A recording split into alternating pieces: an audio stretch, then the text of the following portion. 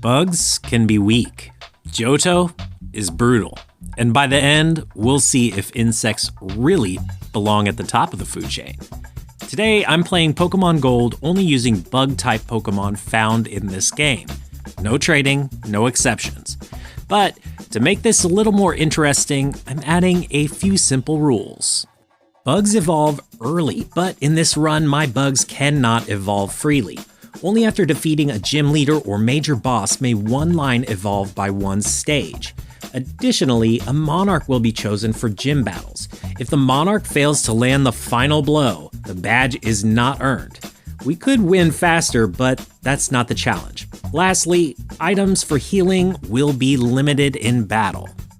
Okay, so first things first, I gotta catch my first bug-type Pokemon. And since it is nighttime here in Johto, that means Spinarak is my only option for the time being. After that, I'm going to Permabox Totodile. Since I'll be building my very own colony of bug-type Pokemon, I'll be able to catch multiple of each line. However, only one from each line will reach its final form. For now, it's time to train up Threads. I don't really see a long-term benefit in catching more than 2 Spinarak, and I can't catch Caterpie until tomorrow morning, so I'll take this welcome opportunity to train before facing off with Faulkner. I know he's gonna be a doozy. For now, Threads seems to be doing okay, but it won't be long before we'll need to recruit another Spinarak in order to effectively grind some XP. After all, evolution is earned. There are no free power-ups here. Aside from the fact that bug Pokemon tend to be a bit on the squishy side, they'll also miss out on learning some moves. For example, when Caterpie evolves into Metapod at level 7, it naturally learns the move Harden. I mean, I suppose I could try to take on Faulkner with nothing but a team full of Spinarak, but I don't think it's gonna be worth it just to retain a move like Harden. Experience is already somewhat scarce here in early Johto, so I need to make the best of my time, and that means raising my team in a balanced manner. Besides, I like a little added challenge. And on top of that, it would mean all that extra training, and I'm not really interested in that. But before we get too much further, I want to take a moment to say thank you. Thank you for clicking on the video and hanging out with me a little bit today. It really does mean a lot. Be sure to hit that like button as it really does help me out. Also, I'm putting my fate into your hands. Check the pinned comment below and take part in today's Hive vote. That's right. You, the community, will decide how much more I will suffer on this bug-type only Monarch run. That said, I encountered the last trainer on the route before Violet City, my unofficial rival, Bugcatcher Wade. I'm trying to be like you, my boy. Just you wait, Wade. Once I make it to National Park and enter the bug catching contest, I'll show you who's really the best bug catcher around. But anyway, before we do all that, I'm gonna harvest all of the berries I can here in the area and start my hunt for Caterpie. I'm gonna run away from this Pidgey and hope for something better this time, but no, it's gonna be a Metapod, and I don't think that I wanna cheese it. We're gonna run away from this thing too. We're gonna make this as difficult as possible. It won't be very long before we encounter Caterpie at level 4. I came equipped with the Pokeballs needed and added to my collection, but this thing is gonna require some extensive training if I have any hopes of standing up against any of the bird-type trainers inside Violet City Gym, let alone Faulkner.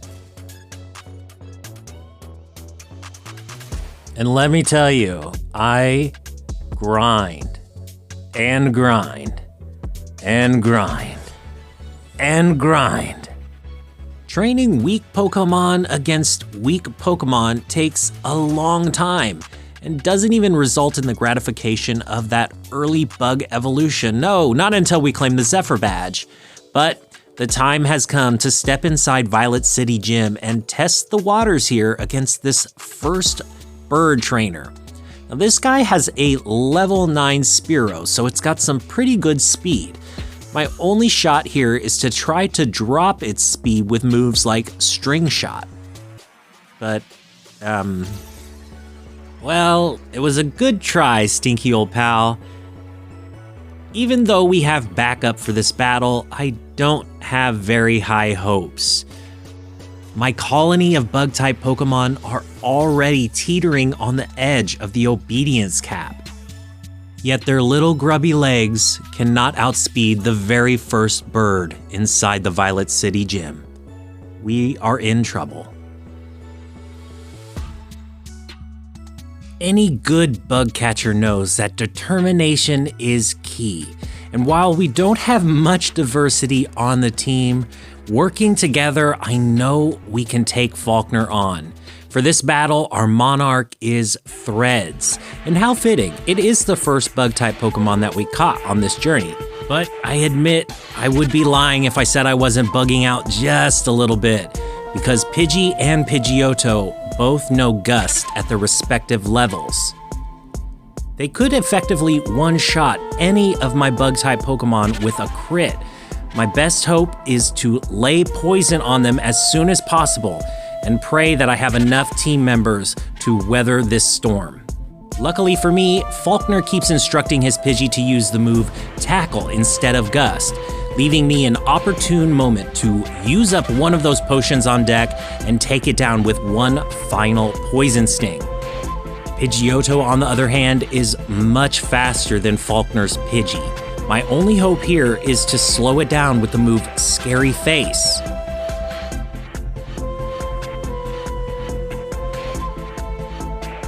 And with a stroke of luck, we inflict poison on the first attempt before World Wide Web goes down.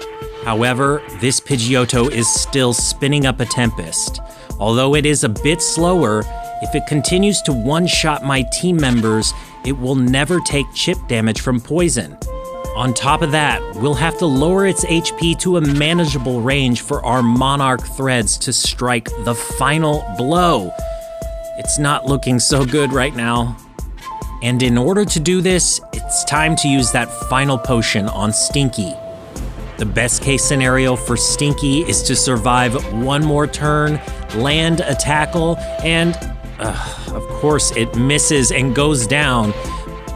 We have no choice. Our Monarch must be thrust into battle. It's do or die. At this point, things are looking pretty grim for our Monarch Threads. Without any potions left to use, a berry comes in clutch. The only question left is, can we take the damage from one more Gust? Yes, we do. The poison does the job. Pidgeotto goes down, and we claim our very first badge. This is great news, because now our Caterpie line may evolve into Metapod. But this is the only evolution that will occur for now. Even without the move Harden, Caterpie will still benefit from its evolution into Metapod by increasing its defense and its HP. And we'll need all the help we can get. We've got a pretty good stretch of various trainers and wild Pokemon to train against before reaching Union Cave and Azalea Town. On the way, Squish will be the first to evolve into its secondary form, Metapod. Threads did a decent job in its Monarch role in the fight against Faulkner in Violet City, but I'll have to train my team as balanced as possible before heading any further into Johto. And it's not easy out here for bugs. Until we can claim another badge, the members of my bug-type colony will remain in their inferior states, still unable to evolve into their full potential. Union Cave is dotted with challenging trainers for a bug-type team. Hikers and fire breathers pose a significant threat to my bug-type team. The colony has a limited move pool at this point, so we'll have to do our best to work together and share the experience we find along the way to Azalea Town. I'll certainly do a little bit more training on the other side of Union Cave, There are some more opportunities to train against the Rocket Grunts and Slowpoke well, but before too long, it's time to enter the gym, and the Monarch this time is Squish, my Metapod. Now, Bugsy and I have a lot in common.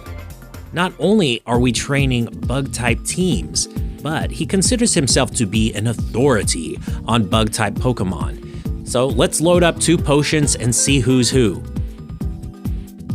Metapod is not that scary, let's face it. Threads should do just fine in this situation. We could inflict Metapod with poison if we're lucky enough, but even if we don't, we can sustain tackle after tackle, as this bug in particular has pretty low attack. Additionally, Metapod will add experience to Thread's bar, allowing it to grow to level 16 after it's knocked out. Kakuna is next, and Kakuna is just as threatening as Metapod, which is not very. It does know the move Poison Sting, but fortunately for me, Spinarak is immune to poison. World Wide Web has grown to level 18 and learned the move Nightshade, dealing a solid 18 damage with each successful strike.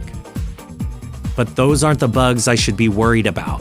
It's time to meet with Scyther, Bugsy's ace Pokemon, and this thing is hella fast. While my Metapod Squishy lies in wait, it's the duty of the colony to lower Scyther's stats to make this fight manageable. I've also got to contend with the fact that Scyther's move Fury Cutter deals cumulative damage, and despite having resistance to its bug-type effects, it could lay some heavy damage on any one of my colony members, my Monarch included. World Wide Web goes down, and Scyther is still not in a state to be managed by Squish, our Monarch. I've got to time this right. At any moment, Scyther could start revving up another string of Fury Cutters. Squish may have low attack, but I can't risk throwing in Stinky and opening the door to another flurry of Fury Cutters. It's time to decide who is the bug-type authority around these parts. Amazingly, Squish pulls it off. Our Monarch is ready to evolve. Let's get that Hive badge. Hand it over, Bugsy. We may be missing out on moves like Confusion and Sleep Powder, but we definitely earned this evolution, and I think it was necessary to level this Metapod up to such a degree.